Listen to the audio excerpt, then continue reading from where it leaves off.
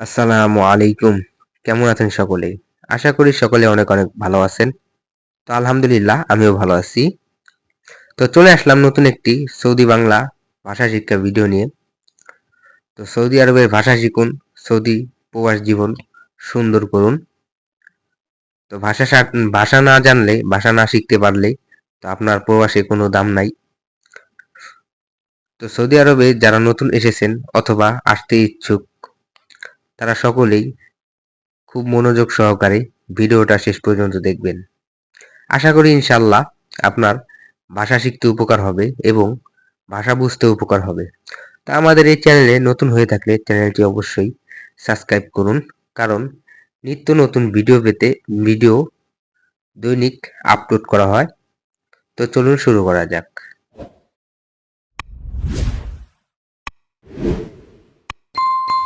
তো প্রথমেই হচ্ছে যে আমরা কিছু বাক্য শিখব, পাশাপাশি শব্দ অর্থ থাকবে। এখানে সব কর্মচারী আমার দায়িত্বে। এখানে সব কর্মচারী আমার দায়িত্বে। এই বাক্যটির আরবি হবে হেনা কুল্লু আমিল আনা মাসুল। হেনা কুল্লু আনা আমিল আনা মাসুল। এখানে সব কর্মচারী আমার দায়িত্বে। হেনা কুল্লু আমিল আনা মাসুল অর্থ হচ্ছে এখানে সব কর্মচারী আমার দায়িত্বে। তো হেনা অর্থ হচ্ছে এখানে, হেনা অর্থ হচ্ছে এখানে, কুল্লু অর্থ হচ্ছে সব, কুল্লু অর্থ হচ্ছে সব, আমিল অর্থ হচ্ছে কর্মচারী, আনা অর্থ হচ্ছে আমি, মাসুল অর্থ হচ্ছে দায়িত্ব। হেনা কুল্লু আমিল আনা মাসুল। এখানে সব কর্মচারী আমার দায়িত্বে। ঠিক আছে।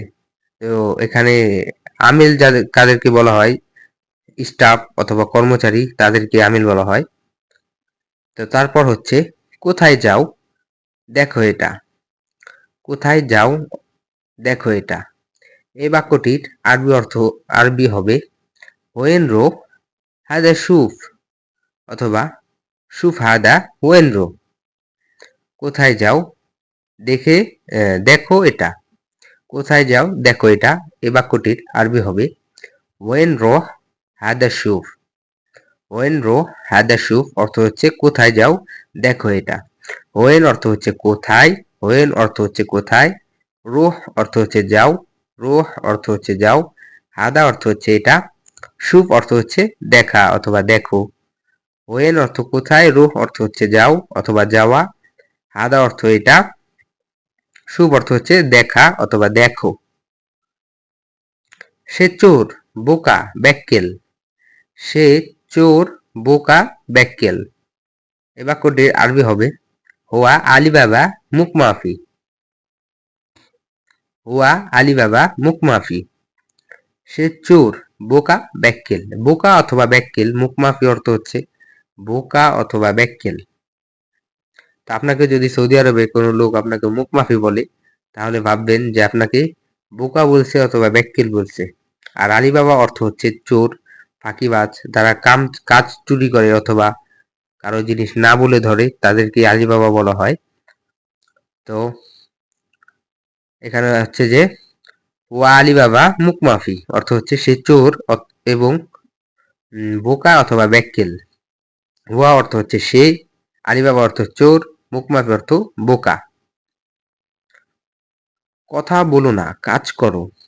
কথা বলো না, কাজ করো। এই বাক্যটির আরবি অর্থ হবে মাফি কালাম সবি শগল, অথবা সবি শগল মাফি কালাম। মাফি কালাম সবি শগল অর্থ হচ্ছে কথা বলো না, কাজ করো। কথা বলো না, কাজ করো। মাফি কালাম সবি শগল, কথা বলো না, কাজ করো। মাফি কালাম, মাফি কালাম। এই বাক্যটির অর্থ হবে কথা বলো না। অর্থ হচ্ছে মানে আপনাকে বোঝাতে যাচ্ছে যে কথা বলো না, এটাকে আরবিতে হবে মাফি কালাম, কথা বলো না। সবি অর্থ হচ্ছে করা, শগুল অর্থ হচ্ছে কাজ। সবি অর্থ হচ্ছে করা, শগুল অর্থ হচ্ছে কাজ। মাফি কালাম সবি শগল অর্থ হচ্ছে কথা বলো না, কাজ করো। বস, সে আমার সাথে ঝগড়া করে।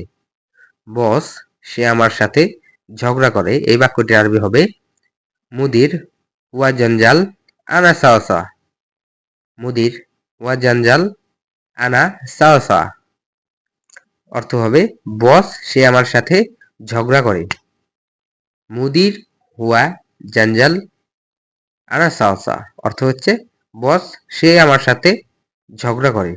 তো মুদির অর্থ হচ্ছে বস, মুদির অর্থ হচ্ছে বস অথবা ম্যানেজার, হুয়া অর্থ হচ্ছে সে, আর জঞ্জাল অর্থ হচ্ছে ঝগড়া করা, জঞ্জাল অর্থ হচ্ছে ঝগড়া করা, আনা অর্থ হচ্ছে আমার, সাওয়া সাওয়া অর্থ হচ্ছে সাথে, সাওয়া সাওয়া অর্থ হচ্ছে সাথে। মুদির হুয়া জঞ্জাল আনা সাওয়া সাওয়া, বস সে আমার সাথে ঝগড়া করে।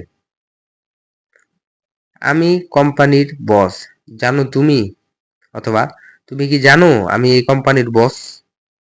আমি কোম্পানির বস, জানো তুমি, এই বাক্যটির আরবি হবে আনা শরিকা মুদির ইনতা মালুম, আনা শরিকা মুদির ইনতা মালুম, আনা শরিকা মুদির ইনতা মালুম, অর্থ হচ্ছে আমি কোম্পানির বস, জানো তুমি।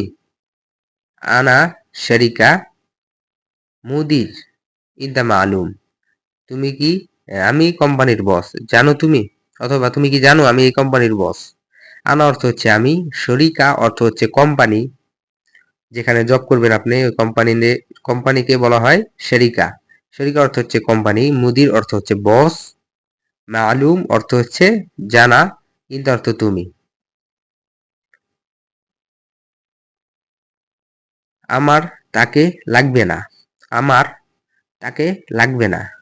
আনা মা আবগা, আনা মা আবগা হুয়া, অথবা হুয়া আনা মা আবগা, অর্থ হবে আমার তাকে লাগবে না, অথবা আমার লোক লাগবে না। আনা মা আবগা হুয়া, আমার তাকে লাগবে না। আনা অর্থ হচ্ছে আমার, মা আবগা অর্থ হচ্ছে লাগবে না, মা আবগা অর্থ হচ্ছে লাগবে না, হুয়া অর্থ হচ্ছে তাকে অথবা সে, তারে, হুয়া অর্থ হচ্ছে তাকে। আনা মা আবগা হুয়া অর্থ হচ্ছে আমার তাকে লাগবে না। কাজ অনেক সুন্দর, ওয়াল্লাহ শগুল মিয়া মিয়া, ওয়াল্লাহ শগুল মিয়া মিয়া অর্থ হচ্ছে কাজ অনেক সুন্দর। ওয়াল্লাহ শগুল মিয়া মিয়া অর্থ হচ্ছে কাজ অনেক সুন্দর। ওয়াল্লাহ শগুল মিয়া মিয়া অর্থ হচ্ছে কাজ অনেক সুন্দর। তো শগুল অর্থ হচ্ছে কাজ, মিয়া মিয়া অর্থ হচ্ছে সুন্দর অথবা অনেক সুন্দর। মিয়া অর্থ হচ্ছে মূলত মিয়া অর্থ হচ্ছে 100, ওয়াহিদ মিয়া অর্থ হচ্ছে 100, ঠিক আছে। মিয়া অর্থ হলো 100, মিয়া মিয়া অর্থ হচ্ছে অনেক সুন্দর অথবা 100 100, ঠিক আছে। ওয়াল্লাহ শগুল মিয়া মিয়া, কাজ অনেক সুন্দর। বস একটা এসি নষ্ট, বস একটা এসি নষ্ট। এই বাক্যটির আরবি হবে মুদির ওয়াহেদ মুকাইয়েফ খারবান, মুদির ওয়াহেদ মুকাইয়েফ খারবান, অর্থ হবে বস একটা এসি নষ্ট, খারবান অর্থ হচ্ছে নষ্ট অথবা খারাপ। মুদির ওয়াহেদ মুকাইয়েফ খারবান অর্থ হচ্ছে বস একটা এসি নষ্ট। তো মুদির অর্থ হচ্ছে বস, মুদির অর্থ হচ্ছে বস অথবা ম্যানেজার। ওয়াহেদ অর্থ হচ্ছে এক অথবা একটা, ওয়াহেদ অর্থ হচ্ছে একটা। মুকাইয়েফ অর্থ হচ্ছে এসি, মুকাইয়েফ অর্থ হচ্ছে এসি। খারবান অর্থ হচ্ছে নষ্ট, খারবান অর্থ হচ্ছে নষ্ট। মুদির ওয়াহেদ মুকাইয়েফ খারবান অর্থ হচ্ছে বস একটা এসি নষ্ট অথবা খারাপ। ওয়াহেদ মুকাইয়েফ খারবান, মুদির ওয়াহেদ মুকাইয়েফ খারবান অর্থ হচ্ছে বস একটা এসি নষ্ট। তো ভিউয়ার্স, আজকের ভিডিওটা এই পর্যন্তই। সকলেই ভালো থাকবেন, সুস্থ থাকবেন, আর ইনশাআল্লাহ ভাষা শিখতে চাইলে অবশ্যই আমাদের এই চ্যানেলটি সাবস্ক্রাইব করে রাখবেন, কারণ রেগুলারলি আমাদের এই চ্যানেলে ভাষা শিক্ষা ভিডিও আপলোড করা হয়। তো যারা এখনো আমাদের এই চ্যানেলটি সাবস্ক্রাইব করেননি তারা অতি তাড়াতাড়ি শীঘ্রই আমাদের এই চ্যানেলটি সাবস্ক্রাইব করুন। ফেসবুক থেকে দেখলে ফলো করুন। ধন্যবাদ।